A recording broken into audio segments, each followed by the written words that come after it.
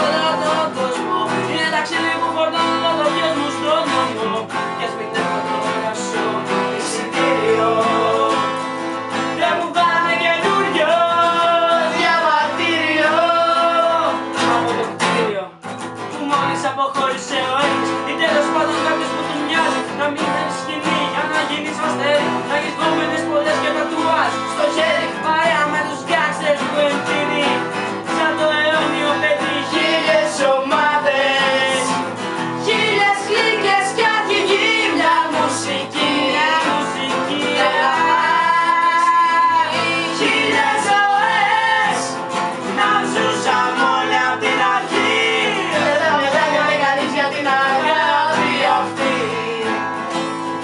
Εγώ μεγάλωσα στο γκρι της Ελευσίνας. Δεν θα το παίξω ρατιά στη σκιά της Αθήνας. Μεγάλωσα με πίτσα και μπουζούκια και βοστέκια, γήπεδα, κάτινες και κουτούκια. Χαράζω τη στοιχιά των ακτισμέμπερ στο κορμί μου και χρόνια κόμπλες για τη φωνή μου. Είναι μαζί μου για τους φίλοι και εγώ γουστάρω. Τραγουδώ και να πάρω super life που μ' άρω και όχι σαν ντεμ.